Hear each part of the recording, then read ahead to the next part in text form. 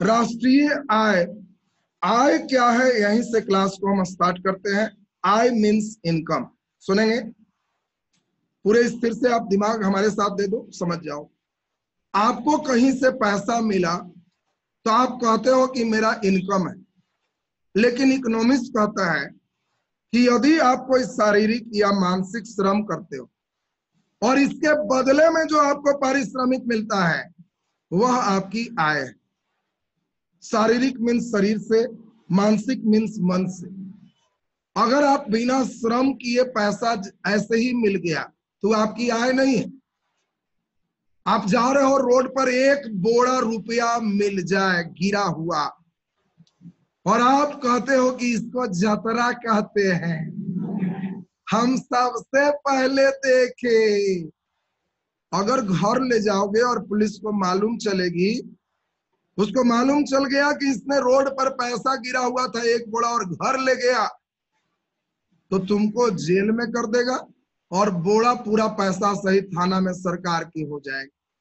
तुम कहोगे कि जी सबसे पहले हमारी नजर पड़ी, हमारी क्या गलती है, हम देखे। इकोनॉमिक्स कहता है देखने उखने से पैसा नहीं होता है। ये थोड़े है कि तुम नदी में कुछ कर रहे हो और तुमको सोना का बहुत बड़ा मूर्ति मिल गया, खेती कर रहे हो और तुमको सोना का गगरा मिल गया तो गगरा तुम्हारा होगा। सब सरकारी आइटम। तुम अगर शारीरिक मेहनत कर रहे हो, मानसिक मेहनत कर रहे हो, बदले में पारिश्रमिक मिल रहा है, तो बिल्कुल वो सोना रहे, चांदी रहे, हीरा रहे, कुछ भी रहे, वो तुम्हारी आय। एक बोरा रुपया नहीं, 10 बोरा रुपया तुमको मिल जाए, लेकिन शारीरिक और मानसिक श्रम के बदले में मिले, वो तुम्हारा है। तो आय का मतलब सभी लोग समझ रहे होंगे। पहले कई लोग सोचते थे कि रोड पर गिरा भी मेरा है, वो तुम्हारी आय नहीं। इसी प्रकार का दो चीजों का मेन प्रोडक्शन होता है। हम पढ़ा रहे हैं तो हम देश के लिए सेवा तैयार कर रहे हैं, यहाँ हमारे सेवा तैयार हो रहे हैं। कई ऐसे भी फैक्ट्री हैं जहां वस्तु तैयार किए जाते हैं। तो कुल वस्तु और कुल सेवा के जितने मूल्य होते हैं उसको देश भर का अगर जोड़ दिया जाए तो इसी को नेशनल इनकम, राष्ट्रीय आय कहते हैं। राष्ट्रीय आय की बात को अब जरा ध्यान से समझेंगे। आज जितने जीडीपी, जीएनपी, पीसीआई सब आपका क्लियर हो जाएगा। इकोनॉमिक्स धीरे धीरे समझने लायक हो जाएगा, आपको लगने लगेगा इकोनॉमिक्स सही होगी। और ये अभी पूरे पाठ का 15 क्लास में इकोनॉमिक्स का बेस लूंगा, 5 क्लास इसका करंट अफेयर से जोड़ेगा। 20 क्लास के बाद इकोनॉमिक्स का कोई क्वेश्चन नहीं छूटना है, लेकिन किससे बनेगा, जिनका 15 क्लास वाला बेस ठीक हो। अब तुम जीडीपी नहीं जानते और हम कहेंगे कि जीडीपी का ग्रोथ रेट इतना % हो गया, क्या समझोगे तुम? इसीलिए पहले ही बेसिक बातें समझ लो, फिर 5 क्लास इसको करंट अफेयर से जोड़ देंगे। आपका परीक्षा में करंट अफेयर वाला रिलेटेड क्वेश्चन भी आएगा, वो 5 क्लास में ऐड हो जाएगा तो एकदम अपडेट हो जाओ। अब जरा गंभीरता से सुन लीजिए, राष्ट्रीय आय क्या है। कहता है एक वित्तीय वर्ष में, एक साल में, और भारत सरकार आप जानते हो वित्तीय वर्ष 1 अप्रैल से 31 मार्च को मानती। आपको यही क्वेश्चन रेलवे में सब छोटा छोटा ज्ञान स्तर का चीजें पूछे। भारत का वित्तीय वर्ष कब से कब है, 31 दिसंबर से 1 जनवरी।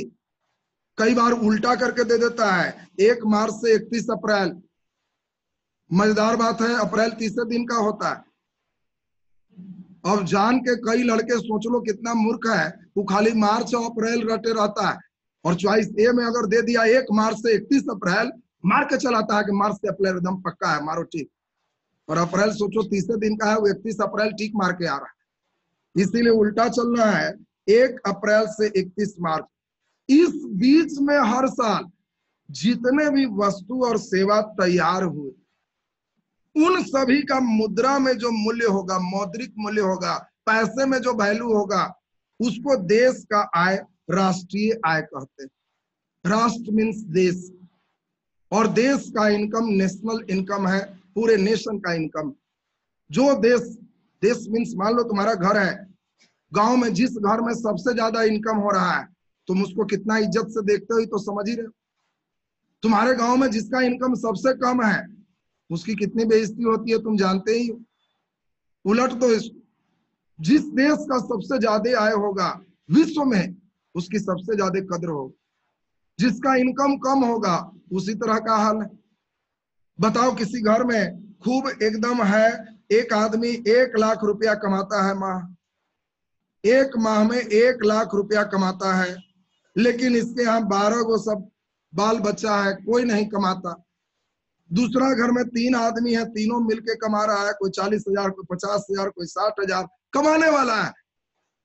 अब आप लक्षण समझ ही रहे हो। गांव में किसको अच्छा से देखे, लोग कहेगा कि 1 लाख कमाता है, 12 गो तक खाने वाला इसका। प्रति व्यक्ति आय इसी को कहते हैं। एक व्यक्ति पर कितना घर में रुपया आ रहा है ये अभी जोड़ना पड़ेगा। ये नहीं कि घर में 1 लाख कमा रहा है, खाने वाला कितना है। इसके यहाँ 3 ही आदमी है, तीनों कमा रहा है, प्रति व्यक्ति आय ज्यादा है। तो तुम्हारे घर में अगर कमाने वाला एक व्यक्ति है, खाने वाला सब है, तो आय ज्यादा हो सकता है, लेकिन जब खाने वाला से भाग मारोगे तो प्रति व्यक्ति आय कम हो जाए। भारत इसी का शिकार है। भारत में प्रति व्यक्ति आय घटाने में कई लोग लगे हैं, जो गांव में पुल पर बैठे रहते हैं गप करने के लिए, और देवी स्थान पर बैठ जाते हैं ताश खेलने के लिए। ये वही लोग हैं जो केवल कुल आय में भाग लगते हैं कि जी हमको गिन लीजिए, भागा मारने में है, कमाने में नहीं है। वो केवल भाग लगने में है कि हमारा आधार कार्ड है, वोटर कार्ड है, गिन लीजिए। अब बाकी मैं पुल पर बैठूंगा, नहीं तो देवी स्थान बैठूंगा, और दिन किसी तरह काट देना है कि आज का दिन मैंने सफलतापूर्वक काट दिया। सोचो, दिन भर ताश खेल के काट दिया। ऐसे लोग ही भारत का प्रति व्यक्ति आय घटा रहे। लक्षण तुम लोग अभी सब समझोगे। तो पहले तो आप समझ गए, एक वित्तीय वर्ष में वस्तु और सेवा का जो मौद्रिक मूल्य होगा वो राष्ट्र की आय, और वित्तीय वर्ष 1 अप्रैल से 31 मार्च होगा। ये दिमाग में आपको सबको सेट कर लेना है। अब सवाल उठता है कि हमारा जो राष्ट्र की आय है कैसे मापते हैं। तो हम लोग इसके लिए 3 प्रकार का सिस्टम देखें। तीनों सिस्टम को गंभीरता से आप समझो।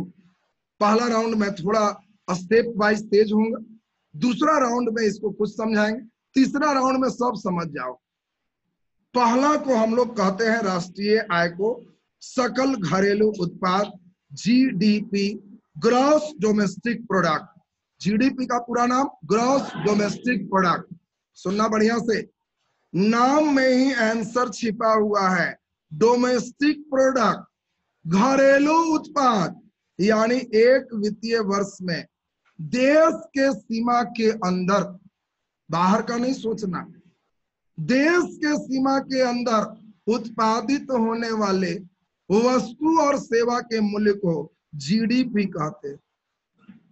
गंभीरता से सुनना, एक वित्तीय वर्ष में देश के सीमा के अंदर उत्पादित होने वाले वस्तु और सेवा के मौद्रिक मूल्य को हम लोग जीडीपी, सकल घरेलू उत्पाद कहते हैं। इसी प्रकार से अगर हम चलें जीएनपी, तो जीएनपी कहता है ग्रॉस नेशनल प्रोडक्ट, सकल राष्ट्रीय उत्पाद। यह कहता है कि इसमें देश जो जीडीपी है, इसमें एक्सपोर्ट द्वारा, निर्यात द्वारा प्राप्त आय, या विदेश में रह रहे हैं जो भारतीय, उनके द्वारा प्राप्त आय को जोड़ दीजिए, और इंपोर्ट में, आयात में जो खर्च है वो घटाइए, या विदेश के व्यक्तियों द्वारा भारत में जो कमाई हो रहा है उसको घटाइए, तब जो प्राप्त होगा इसको जीएनपी कहेंगे। और अगर जीएनपी में घिसावट को घटा दें तो शुद्ध राष्ट्रीय उत्पाद, एनएनपी, नेट नेशनल प्रोडक्ट तैयार हो जाता है। ये पहला राउंड का सिस्टम है। कम समझ में आया? थोड़ा सेकेंड राउंड में सब लोग समझ जाओगे। अब थोड़ा हम इसके कंसेप्ट को बढ़ा लें। अगर मैं कई ऐसे उदाहरण दूंगा जिसमें लगभग क्लियर, और तीसरा राउंड में मुस्कुरा उठोगे कि लाइफ टाइम के लिए। जीडीपी, ग्रॉस डोमेस्टिक प्रोडक्ट, आपका रेलवे ग्रुप डी यही है। ग्रुप डी यही सब खोजते रहेगा। जीडीपी में वो शैतानी करेगा, इतना अच्छा से थोड़ा देगा। जीडीपी ऐसे लिख देगा कि लड़का इस टाइप का नहीं देखे। में डी से अर्थ है, अब डी से अर्थ है च्वाइस से घरेलू, बी शुद्ध, सी सकल, सकल, और डी उत्पाद प्रोडक्ट। अब सोचो, एक ग्रुप डी है, इतना हाई लेवल शैतानी करता है। जल्दी बोलो, जीडीपी में डी फॉर क्या होता है? डोमेस्टिक, डी फॉर डोमेस्टिक, और डोमेस्टिक मीन्स घर, घरेलू, इसलिए सही आंसर घरेलू। तो देख ही रहे हो कितना हाई रेंज का बदमाशी। लड़के बेचारे सकल घरेलू उत्पाद पढ़ के गया और वो ऐसे करके पूछता है, शैतानी कर दी। खैर लेवल अभी हम देंगे, आप सोच पाओगे बढ़िया। पहले सुने, तीनों सिस्टम को मैं चाहता हूं समझे, जीडीपी, जीएनपी, एनएनपी। एक कहानी समझा है, तीनों समझ जाओ। सुनो बढ़िया से। एक व्यक्ति के गांव में 3 बेटा है। 2 बेटा इसका मोहन प्रसाद जी और सोहन प्रसाद जी। एक टीचर है, इसको 8,000 महीना मिलता है। एक वहीं कोई नौकरी करता है, इसको 12,000 महीना मिलता है। और मोहन सोहन के अलावे एक बेटा इसका रोहन प्रसाद है। ये रोहन प्रसाद दिल्ली रहता है और इसको 5,000 महीना मिलता है। और इसके यहाँ एक नौकर भी है, ये नौकर 3,000 महीना लेता है। और गांव के लोग का आदत है पुल पर बैठ के लोगों का आय जोड़ने का, बहुत भयंकर बीमारी है। उसके यहाँ कितना आता है? अब उसी में एक आदमी बैठ के जोड़ रहा है कि मोहन के 8 मिलता है और सोहन को 12, 20,000 इसके घर में आता है, 20,000 आता है। तो ये जो 20,000 जोड़ रहा है, ये घर वाला जोड़ रहा है, केवल अंदर वाला जोड़ रहा है। इसी को डोमेस्टिक प्रोडक्ट जीडीपी कहते हैं। खाली अंदर जोड़े, देश के अंदर सोचो तो ये सकल घरेलू उत्पाद। उसी में पुल पर बैठा हुआ जो बगल में है, वो डाटा कस के 20,000 आता है। दिल्ली में जो रह रहा है 5,000 तो वही कमाता है, वो कहाँ गया? तो उधर से बैठा हुआ कहा कि तो सब 3,000 नौकर भी तो लेता है। अब जो घरेलू उत्पाद उसका था 12,000 जोड़ 8,000, इसमें इसका इनकम 5,000 जोड़ दिए और नौकर वाला 3,000 घटा दिए। ये जो लाए, ये पूरा सब मिला के नेशनल प्रोडक्ट है, सकल राष्ट्रीय उत्पाद। और उतने में कोई बगल वाला बोला कि साहब बच ही जाएगा, खर्चा नहीं है घर में बेचारा का। ये जो खर्चा घटा रहा है, घिसावट घटा रहा है, वो शुद्ध आय निकाल रहा है। उसी को नेट नेशनल प्रोडक्ट एनएनपी कहते। थोड़ा और उदाहरण समझा दे तो आप अब समझ जाओगे। हम अबर कोशिश कर रहे हैं कि एकदम क्लियर हो जाए। सुन लें आप, जीडीपी एक वित्तीय वर्ष में देश के सीमा के अंदर उत्पादित वस्तु और सेवा के मूल्य को जीडीपी कहते हैं। अब सुनना एकदम क्लियर हो जाएगा। अगर हमारे कुछ भारतीय अमेरिका में कमा रहे हैं, हमारे कुछ भारतीय दूसरे देश में कमा रहे हैं, क्या जीडीपी में उसको शामिल करेंगे कि नहीं? नहीं करेंगे। बाउंड्री के अंदर सोचना है, चूंकि इसका नाम है घरेलू, घरेलू घर वाला सोचो, डोमेस्टिक प्रोडक्ट है, देश के सीमा के अंदर सोचो। अच्छा बोलो, भारत में कई अमेरिका के लोग दिल्ली में रह के कमा रहा है, वो भारत में कमा के बाहर भेज रहा है, क्या वो जीडीपी में घटेगा कि नहीं? नहीं घटाना है, नहीं घटाना है। इसमें गवर्नमेंट द्वारा, अब जीडीपी का मतलब क्या हुआ? जो भी गवर्नमेंट के द्वारा पेमेंट मिल रहा है वो सब सोचो, जो इन्वेस्टमेंट हो रहा है वो सब सोचो, बाकी कहीं कहीं हम लोग जो भी खर्च कर पा रहे हैं उसको सोचो, जो कंजम्पशन है, जो इन्वेस्टमेंट है और जो गवर्नमेंट का पेमेंट है, यही हमारा जीडीपी। बात समझेंगे? C for consumption, I for investment और जी फॉर गवर्नमेंट में जो भी खर्च किया है। तुम्हारे घर का जीडीपी क्या है? कंजम्पशन, कितना खाए पिए। तुम्हारा इन्वेस्टमेंट क्या है? जमीन में लगाया, मकान में लगाया, मोबाइल में लगाया, बस्ता में लगाया, कॉपी में लगाया, ट्यूशन में लगाया, इन्वेस्टमेंट है। और जी फॉर गवर्नमेंट माने तुम्हारा गवर्नमेंट क्या है और जो खर्च तुम्हारा है वो सब जोड़ दो तो घर की आय है, इसको जीडीपी कहते हैं। इन्वेस्टमेंट में बैंक में निवेश भी हो सकता है। तो अब जरा सोच के बताओ, जीडीपी में क्या देश के बाहर का सोचते कि बाउंड्री लाइन के अंदर का सोचते? अंदर का। तो अब सबको याद हो गया जीडीपी, ग्रॉस डोमेस्टिक प्रोडक्ट। एक वित्तीय वर्ष में देश के सीमा के अंदर उत्पादित होने वाले वस्तु और सेवा के मूल्य को जीडीपी कहते। अब बताओ, हमारे कई भारतीय बाहर भी तो रहते हैं, उनके इनकम को हम अगर जोड़ दें, और कई विदेशी भारत में रहते हैं, उनके इनकम को घटा दें, तो ये पूरे नेशन की बात होगी, और इसको हम लोग ग्रॉस नेशनल प्रोडक्ट, जीएनपी, सकल राष्ट्रीय उत्पाद कहते हैं। तो बोलो जीएनपी का मतलब?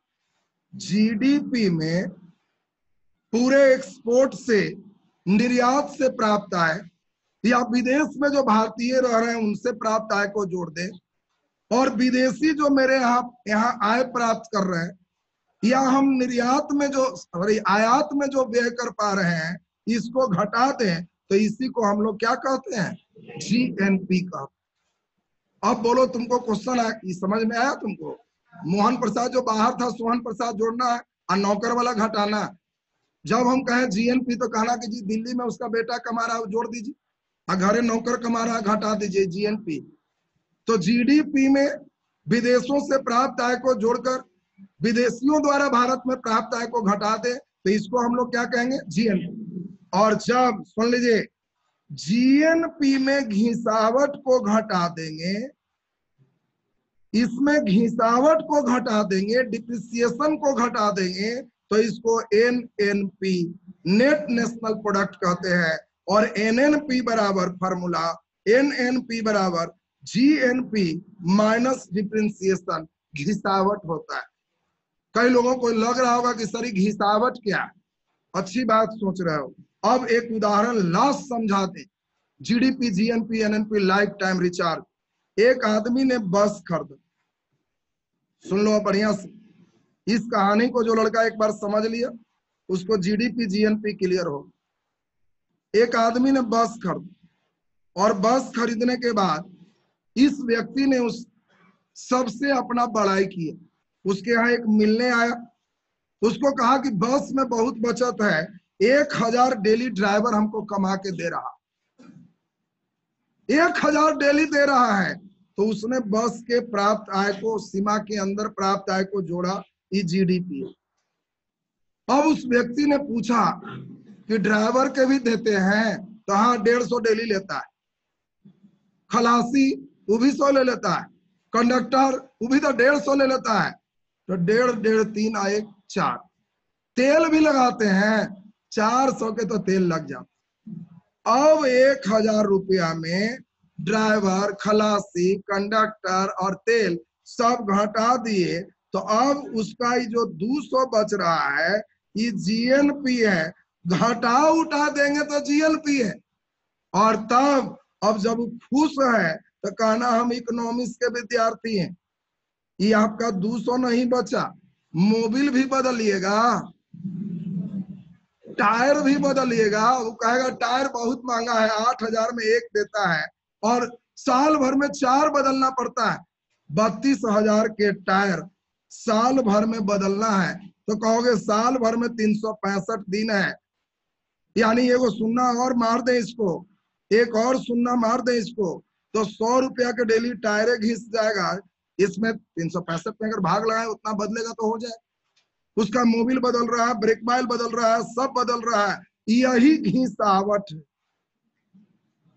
इसी को घिसावट कहते हैं। तो अब तो घिसावट समझ रहे हो। अगर वो भी घटा दोगे तो एकदम शुद्ध आय मिल जाएगा, नेट नेशनल प्रोडक्ट, इसको एनएनपी कहते। तो बताओ, एनएनपी भी एकदम क्लियर हो गया है सबका? अब जरा सुन लें, थोड़ा डिटेल कर दे, समझ जाओ। जीडीपी सकल घरेलू उत्पाद है। इसका मतलब, जीडीपी का मतलब क्या होता है? जीडीपी का मतलब है कितना आप कंजम्पशन कर रहे हो, इन्वेस्टमेंट कर रहे हो, और गवर्नमेंट का जो व्यय। अब बताओ, जीडीपी के द्वारा हम लोग करते क्या है? किसी देश के आंतरिक शक्ति ज्ञात होता है, अंदर कितना पावर, विदेशियों को छोड़ दी, आंतरिक कितना शक्ति है, जीडीपी से मापते हैं। और हमारा अंतरराष्ट्रीय मुद्रा कोष या वर्ल्ड बैंक, ये सभी सदस्य देशों का तुलना जीडीपी पर ही करता है। अगर जीएनपी पर तुलना करेगा तो भारत का रैंक ऊपर हो, क्योंकि कई भारतीय हमारे बाहर रहते हैं। बताओ, गांव में तुम तुलना करते हो कौन बड़े हैं, इसमें तुम जीडीपी पर करते हो कि यहाँ रहने वाला में कौन ज्यादा खेती कर रहा है। किसी का बेटा अमेरिका में रह रहा है तो तुम उसको तुलना से हटा देते हो कि अमेरिका रहने से क्या हुआ, धान कितना हुआ। केवल तुम धान जोड़ रहे हो तो समझो तुम जीडीपी पर तुलना कर रहे हो। अमेरिका तक सोच रहे हो तो जीएनपी चल रहा। तो आपको ध्यान रखना है, देश के आंतरिक उत्पादन शक्ति जीडीपी से ज्ञात करते। विश्व बैंक और अंतरराष्ट्रीय मुद्रा कोष, ये दोनों हम लोग तुलनात्मक विश्लेषण जीडीपी पर करता है।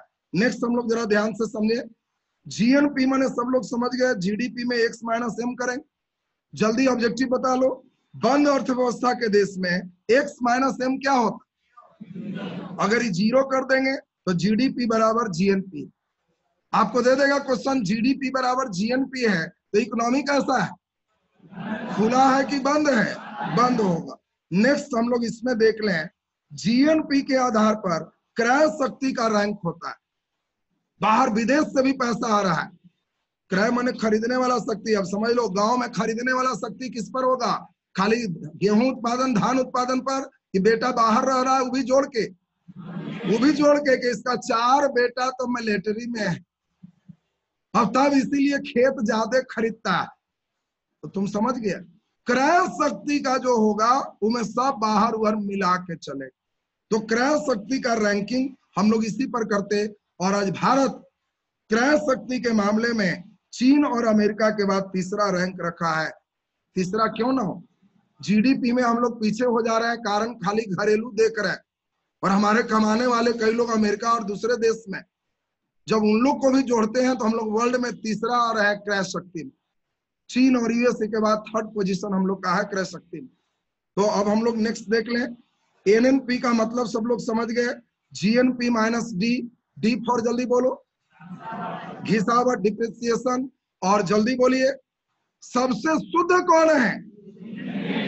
जीडीपी की, जीएनपी की, एनएनपी? एनएनपी सबसे शुद्ध आय होता है और इसी की सहायता से प्रति व्यक्ति आय ज्ञात करते हैं। सवाल उठता है, प्रति व्यक्ति आय क्या है? पीसीआई पर कैपिटल इनकम कहते हैं। बताओ, कुल राष्ट्रीय आय में कुल जनसंख्या से भाग दे दो। कुल राष्ट्रीय आय में अगर हम कुल जनसंख्या से भाग दे दें, क्या प्रति व्यक्ति आय निकलेगा कि नहीं? घर में कुल आय में कुल खाने वाला से भाग दे देंगे तो एक आदमी का इनकम हो। और आपको जान के आश्चर्य होगा, प्रति व्यक्ति आय के अनुसार से एक ग्राफ बना हुआ। जो भी कलर आप देख पा रहे हो, अगर हल्का इस टाइप के ग्रीन जैसा है, 2 लाख से ज्यादा, इस टाइप का है तो 1.5 से 2 लाख साल भर में बात चल रहा है एक व्यक्ति का इनकम। बाकी कलर नीचे जो रेड देख रहे हो, 50,000 से नीचे सबसे गरीब राज्यों में एक। तो बस अपने राज्य से ही उद्घाटन कर ले। बिहार का देख ही रहो कितना भयंकर रेड चल रहा, सबसे गरीब में से एक। बाकी जहां ध्यान दीजिए पीला चल रहा है 50,000 से 75,000 के रैंक चल रहा है। जो ब्लू चल रहा है 1 से 1.5 लाख का रैंक है। और ये जो तुम देख पा रहे होगे, यही गोवा, ये गोवा है। और गोवा भारत में सबसे ज्यादा प्रति व्यक्ति आय का राज्य है। और अभी आपको अच्छा लगेगा, गोवा में एक व्यक्ति साल भर में 2,24,000 रुपया एवरेज कमाता। तो समझ लो गोवा प्रति व्यक्ति आय में प्रथम स्थान रखता है। कितना हाई रैंक का गोवा होगा समझ ली। इनकम का कारण भी गोवा टूरिस्ट पैलेस है। किसी को कुछ समझ में नहीं आएगा तो अंग्रेजी बोलना सीख गया, हिंदी बोलना सीख गया और समुद्र के किनारे खड़ा हो गया। कोई बिजनेस नहीं है। और कोई घूमने आ गया तो कहा कि हम गाइड हैं, यहाँ रामोजी सिनेमा का यहाँ पर हुआ था, यहाँ पर फलाना सिनेमा हुआ था, यहीं पर फलाना सिनेमा में ऐसे हो गया था, और डिटेल जानना है तो सर बस 50 रुपया लेंगे, 20 मिनट में समझाएंगे। कोई लोग समझना चाहा तो 50 रुपया। वैसा वैसा 20 क्लाइंट मिला तो 1,000 लेके घर सूता कि वाह आज कुछ नहीं किए, 20 मिनट समझाए, 1,000 हो गए। और इसी कारण से प्रति व्यक्ति आय वहां अच्छी है। और तब हम लोग देख लें, भारत का ही तो प्रथम है, बिहार नीचे से फर्स्ट। तो समझ ही रहो, फर्स्ट ही है हम लोग, नीचे से सबसे कम। अब शुरू करें, जरा ध्यान दे कहानी पे, सुने। सबसे पहले ध्यान दीजिए ठीक से, सबसे पहले जिस समय हम गुलाम थे, 1868 की बात, दादा भाई नौरोजी, इन्होंने सबसे पहला एक सिद्धांत दिया कि जो अंग्रेज हैं ये भारत में एक स्पंज ला रहे हैं, स्पंज समझते हो, और यहां से पैसा को निचोड़ के और इंग्लैंड के टेम्स नदी में वहां पर निचोड़ रहे हैं, यहां से सोख रहे हैं और टेम्स नदी में निचोड़ रहे हैं। इन्होंने एक थ्योरी दिया, ड्रेन ऑफ वेल्थ, धन का पलायन, धन का निष्कर्षण, कैसे हमारे धन घटते जा रहे हैं। और 1868 में उन्होंने एक किताब लिखा, poverty and British rule in India. Poverty means होता है गरीबी, और ब्रिटिश रूल का मतलब अंग्रेजों की नीति, और भारत में गरीबी। और सोचिए 1868 की बात आपको समझाएं, दादा भाई नौरोजी पहली बार भारत में प्रति व्यक्ति आय का एक अनुमान लगाए। और आपको जान के आश्चर्य होगा, वो केवल उस समय एक भारतीय 20 रुपया साल भर में कमाते थे। ये वही 20 रुपया है जिसको एक दिन में तुम उड़ाते हो, और 20 रुपया से मामला भी नहीं चलता है का। आजकल गार्जियन 20 रुपया दे तो लड़के भी गुस्सा देते हैं कि भीख दे रहे हैं, भीख 20 रुपया, 20 में क्या हो। सोच लो, एक दिन का तुम लोग का खर्चा 20 से ज्यादा है, और 1868 में हमारा इंडिया कहाँ था, कल्पना करो। एक भारतीय साल भर में, वर्ष भर में 20 रुपया कमाते थे, महीना में 2 रुपया से कम। सोच लो, एक आदमी माह भर में 2 रुपया का इनकम था 1868। लग रहा होगा कि उस समय सामान सस्ता था, रे अब तो 2 रुपया कितना ज्यादा होगी।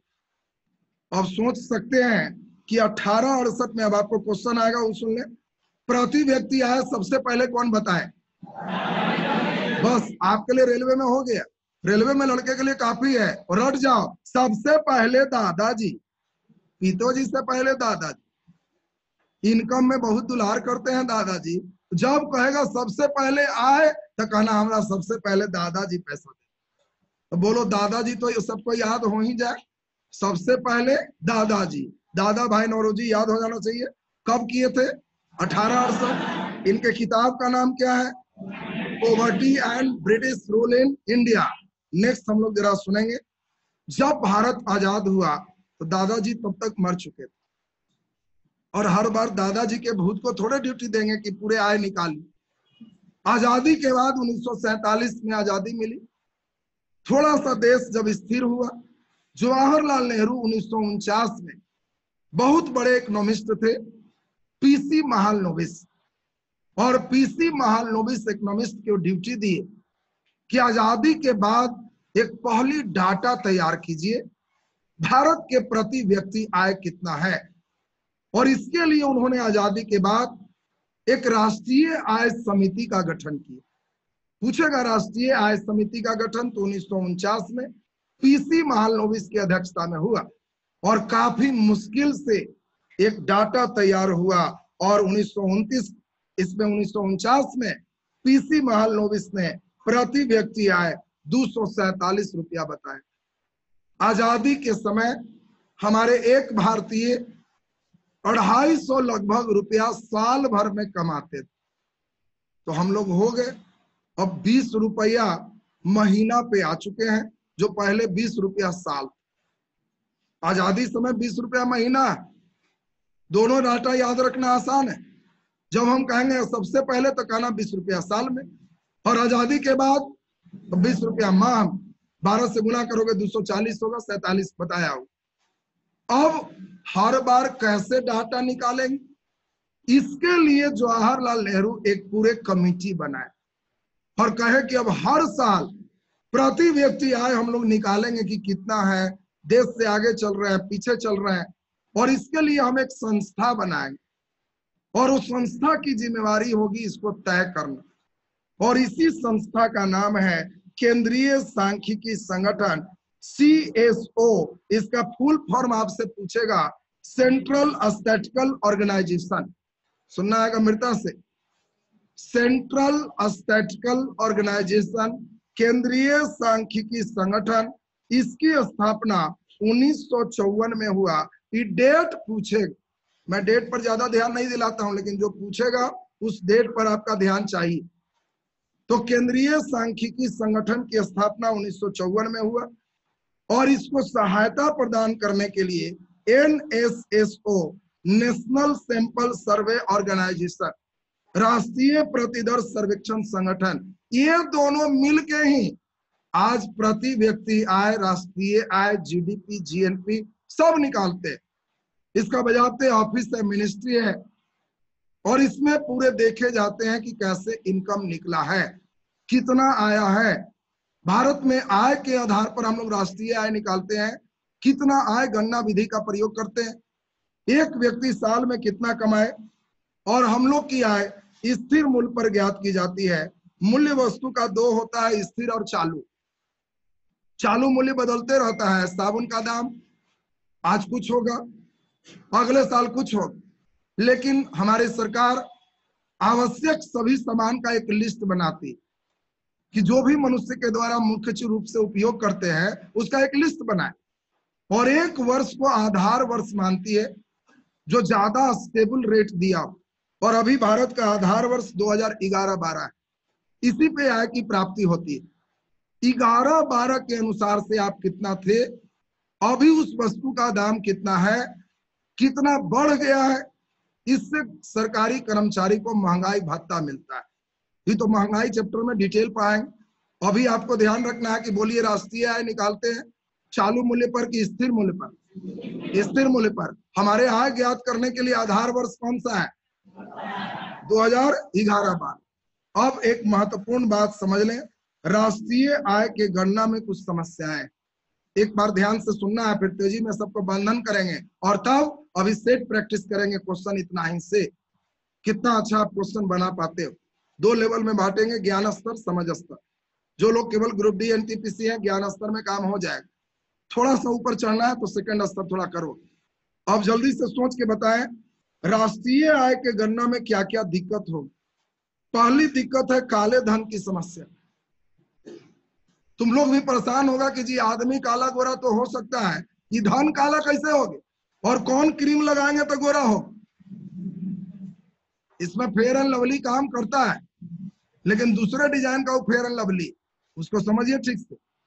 जो धन कमाने के बाद सरकार को नहीं बताया जाए, अब जमीन सरकार थोड़े अब एक एक करके सबको जान रही कितना कमा रहे, वो पूछती है कितना कमाया जी।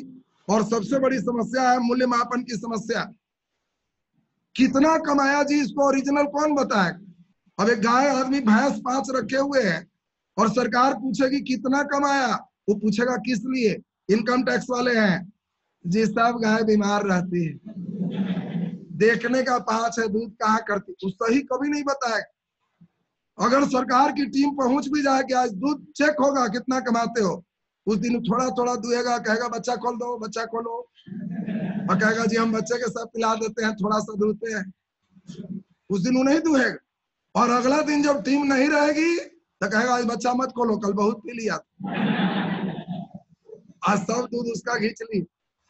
बोलो क्या सही आय ज्ञात तो होगा? नहीं। एक टेम्पू वाला कितना कमाता है क्या सरकार सही जान पाएगी? टेम्पू वाला से पूछेगा कि इनकम टैक्स लगना है जी, बोलो कितना कमाते हो? क्या मालिक देखिए 3 सीट है, बस 3 ही तो बैठाते हैं। मालूम चला जब टीम नहीं है तो मालूम चलता है 5 को लटका लेता है अगल बगल दाएं बाएं, लगन में रिजर्व मार देता है, तो सब सरकार को थोड़े बताए। इस सब पैसा जो सरकार को नहीं बताया गया, जिस पर टैक्स नहीं दिया गया, उसी पैसे को काला धन कर, ये तो समस्या होगी। अब सरकार सब भैंस वाले दूहने वाले, जितना भैंस पालने वाले सब के यहाँ अपना एक आदमी बैठा दे, मेरे सामने दूध दुहागा, तब निकल सकता। जितना टेम्पू है सबके पीछे एक सरकारी आदमी लटका रहे कि हम रजिस्टर लेके हैं, जितना बेचेगा जितना कमाएगा हम लिखेंगे, तब हो सकता है। लेकिन क्या आपको लगता है संभव है? नहीं। ये राष्ट्रीय आय ज्ञात करने में समस्या है। हाँ, आपको एक चीज और मजे में आश्चर्यजनक बात बताएं, विकसित देशों में ये समस्या नहीं है। विकसित देशों में गाय भैंस वाला कितना कमा रहा है सरकार जानती है, टेम्पू वाला कितना कमा रहा है सरकार जानती है, सब्जी वाला कितना कमा रहा है सरकार जानती है। वहां नियम चेंज है, खुले में दूध बेचना मना है वहां। कोई भैंस रखा है, गाय रखा है, कोई खुला में दूध नहीं बेचेगा। सारा दूध डेयरी में दो, रजिस्टर में लिखा है कितना लीटर दे रहा है, कितना भैंस रखा है। और जिसका जिसका मान लो लिमिट हम 5 लाख रखे हैं, तो साल भर में कंप्यूटर मेरा जोड़ेगा, जो जो 5 लाख टपा दिया है उसके यहाँ चिट्ठी जाएगा कि आ जाइए, थोड़ा सा इंजेक्शन मारेंगे, इनकम टैक्स थोड़ा खींच लेंगे। सरकार यही तो करती है, अमीरों में से टैक्स का इंजेक्शन भिड़ाती है कि थोड़ा सुई लगेगा, खींच लेगी खून, और अमीर भी खुश है, थोड़ा सा दर्द किया।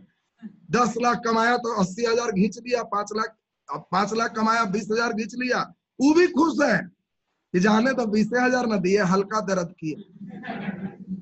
और सारा इंजेक्शन का माल जमा रख के और गरीबों में भोंक देती। और सरकार पूछती है कितना कमाया, गरीब आदमी कहता है कि जी साल लू में मर जाएंगे, मकान नहीं है। ओ मकान नहीं है, ये लो इंजेक्शन, इंदिरा आवास, भोग दिया 80,000 रुपया, सीधे ट्रैक्टर पर चढ़ गया, ईंट उठ गिराने लगा, मजे में आ गया। अमीर में से खींच लिया और गरीब में भोंक दिया, यही इकोनॉमिक्स। सोचिए, अमीर में हर जगह अब सरकार एकदम पजा पजा के इंजेक्शन रखी हुई। जैसी कहोगे गाड़ी खरीदने आया है, आ जाओ गाड़ी ले रहा है, वेरी गुड, रोड टैक्स, एगो सुई भोग दी, सब तरफ से इंजेक्शन भोग दिया। और गरीब उधर दे देना, जी मर जाएंगे सर, खाने को नहीं है, नहीं है, घबराओ नहीं, लो सुई, लाल कार्ड, 2 रुपए गेहूं। बेचारा तुरंत एकदम उठ गया कि बहुत बहुत बढ़िया हो। इकोनॉमिक्स का सिस्टम तो आप समझ रहे हैं कैसे चल रहा है। तो खैर सुन लें, अब विकसित देशों में सब डेयरी में जाएगा, टेम्पो जितना चलेगी ऐसे नहीं चलाना है। तुम दिल्ली ही जाओ, विकसित देश का छोड़ दो, दिल्ली में ही जाओगे तो स्टेशन पर सरकार एक काउंटर खोल के बैठी, सभी जगह का उसमें रेट लिखा हुआ है कि स्टेशन से मुखर्जी नगर इतना, ऑटरम लेन इतना, हडसन लेन इतना, आपका रोहिणी इतना, सबका रेट लिखा हुआ है। और अगल बगल बहुत सारे टेम्पो वाले हैं। आपको किसी टेम्पो वाले से बात नहीं करना है, यहीं पर आइए और लिस्ट में देखिए कितना रुपया है, उतने की पर्ची कटवाई। ये पर्ची कटाने के बाद आपको जिस टेम्पो में इच्छा करे बैठ जाइए, जिसमें लगे कि बहुत सुंदर टेम्पो है बैठ जाइए, उससे पूछना नहीं है, और बैठ के कहिए कि यहाँ चलना है, वो चलेगा, पैसे की भी बात नहीं करनी। और वहां उतरने के बाद वो पर्ची उसको दे दी, वो पर्ची लेके जैसे यहाँ देगा, वो पैसा टेम्पो वाला को मिल जाएगा, कंप्यूटर में लिखा के कि टेम्पो नंबर इतना बराबर इतना रुपया दिया। और ऐसा जितना बार दिन रात मारेगा उसका लिखाएगा, जो जो 5 लाख टपा देगा इधर आ जाओ, इनकम टैक्स लगा दे। और इससे फायदा क्या हुआ, एक एक व्यक्ति की आय निकल जाएगी। अभी जो हमने आपको बताया, आपको दुख लगा कि बिहार नीचे से फंसता है, सही में नीचे से फंसता है नहीं, बिहार के आदमी बताता ही नहीं कि मेरा आय कितना है। मूर्ख गोवा वाले मूर्ख, जितना है कितना इनकम तो जितना है इतना सब बता दिया, फंस। और बिहार के आदमी कितना, खाओ चीनी कहो चुन्नी मत। यहाँ का थ्योरी दूसरा है, यहाँ का थ्योरी दूसरा। आदमी कमा रहा है कितना, इस सरकार को नहीं बता के बिहार के आदमी सबसे खुश कब होता है, जब उसको कोई गरीब कह दे। मुखिया जी उसको गरीब वाला अगर बीपीएल कार्ड दिला दे, मुखिया जी उसको इंदिरा आवास दिला दे, भले अमीर रहे, और कह दे कि आपको गरीब सरकार मान लिया है, तो रही बार वोट आप ही को देंगे। गरीब बनने पर खुश, अंदर अंदर खूब रखा है, लेकिन बाहर से गरीब बनने पर खुश है। तो डाटा क्यों नहीं नीचे से फर्स्ट रहे। बिहार के लोग भी खुश है कि गिनो नीचे से फर्स्ट, हम लोग अंदरे अंदरे खुश रहते हैं। चलो भाई अच्छी बात। तो खैर ये तो आपने कहानी सुना राष्ट्रीय आय के सिस्टम। अब आप जीडीपी, जीएनपी, एनएनपी, पीसीआई, पूरे लाइन क्लियर है सबका। तेजी में क्वेश्चन प्रैक्टिस जल्दी से सुनेंगे। अब आप सुन ले ठीक से, सभी प्रश्न का आंसर तेजी में लगाना है। प्राथमिक क्षेत्र से तात्पर्य है उद्योग, व्यापार, कृषि, बैंक। जल्दी क्या होगा, वेरी गुड। भारत की कैसी अर्थव्यवस्था है? कैसी अर्थव्यवस्था है? मिश्रित। खुश मत होना, जान के चल ही रहे ज्ञान स्तर के प्रश्न लेवल 1 और आपका ग्रुप डी और इस सब में लेवल 1 ही आएगा। इकोनॉमिक्स बहुत भारी थोड़ा पूछेगा। तुम फिर सेकेंड राउंड में जो सब पढ़ लिया एक बार फिर तुम इतना मन से पढ़ो ना, ग्रुप डी में जाओगे फिर वहीं जहां ड्यूटी मिलेगा वहीं मोबाइल पर पढ़ना, बीपीएससी पार हो जाओ। क्योंकि इससे थोड़ा सा एक छलांग और मारना है, निकल जाओगे, पीटी पार हो जाएगा। थोड़ा मेंस में ध्यान दिया, निकल जाओ। अब तुमको चैप्टर वाइज एक बार पढ़ने में भार तो लगेगा, लेकिन आदमी बन जाओ। अब जरा ध्यान से सुन लीजिए, अगला क्वेश्चन आपका है, भारत कैसा देश? अल्प विकसित, विकासशील, विकसित? जल्दी आंसर बोलिए। विकास। और एक एकदम ओरिजिनल ग्रुप डी का क्वेश्चन, अर्थशास्त्र में जीडीपी में अक्षर डी किसका प्रतीक है? इनमें चॉइस भी चेंज है, देख लो, सुन लो बढ़िया से। डी किसका प्रतीक है? देशीय, विकास, मूल्यह्रास, विनाश। सोचिए, जो लड़का पढ़ ले कितना टर्निंग मारता ही देख रहा है। हाँ, इंग्लिश में इसी को देखोगे तो मजा आएगा, उसमें सेम मिलेगा। बोलो, डी फॉर डोमेस्टिक, और डोमेस्टिक माने घरेलू, घरेलू माने देश। बोलो जी, क्लियर है सबका? अगला नंबर आपको है, भारत की राष्ट्रीय आय में सबसे कम योगदान किसका? राष्ट्रीय आय में सबसे कम योगदान किसका है? जल्दी बोलिए। प्राथमिक का योगदान सबसे कम। क्लियर है सबका? ये 5 ज्ञान स्तर है। अब आपके लिए समझ स्तर के 2 प्रश्न आए हैं, देखते हैं समझ स्तर आपका क्या है। लेवल 2 सुन लीजिए, लेवल 3 तक जब चढ़ गया तो खुश हो जाओ, फिर किसी परीक्षा को निकालोगे। रेलवे ग्रुप डी के लिए लेवल 1 ही चाहिए। लेवल 2 बन रहा है, गुड, नहीं बन रहा है, वेरी गुड, ज्यादा परेशान मत होना। जल्दी बताओ, भारत के जीडीपी में, सकल घरेलू उत्पाद में विभिन्न क्षेत्र का अवरोही क्रम है। अवरोही माने बड़ा से छोटा, आरोही माने छोटा से बड़ा। अवरोही क्रम है, बड़ा से छोटा क्रम कौन सा है? बड़ा से छोटा सेवा उद्योग कृषि, उद्योग सेवा कृषि, सेवा कृषि उद्योग, उद्योग कृषि सेवा। आंसर बोलिए। सबसे ज्यादा इनकम सेवा, सेवा के बाद उद्योग, उद्योग के बाद कृषि। सही आंसर ए। वेरी गुड, बहुत बढ़िया। अगला क्वेश्चन थोड़ा ढंग का है, अल्प विकसित अर्थव्यवस्था में होता है, अल्प विकसित। अब अल्प विकसित अर्थव्यवस्था में होता है विशाल स्थल पर निर्धनता, उच्च मृत्यु दर के बावजूद उच्च जन्म दर, सार्वजनिक एवं निजी क्षेत्र का सहअस्तित्व, उत्पाद की दुर्बल तकनीक। चॉइस ए 1 2, बी 2 3, सी 3 4 और डी है केवल 3। जल्दी बोलिए। क्वेश्चन है विकसित है कि अल्प विकसित? अल्प विकसित तो यहाँ विशाल स्तर पर निर्धनता होगा। बोलो, जन्म दर कैसा होगा? उच्च। मृत्यु दर कैसा होगा? उच्च। 1 2 दोनों होगा। चॉइस देख लो, अगर 1 2 के अलावे 3 भी है तो आगे पढ़ना, नहीं तो मत पढ़ो।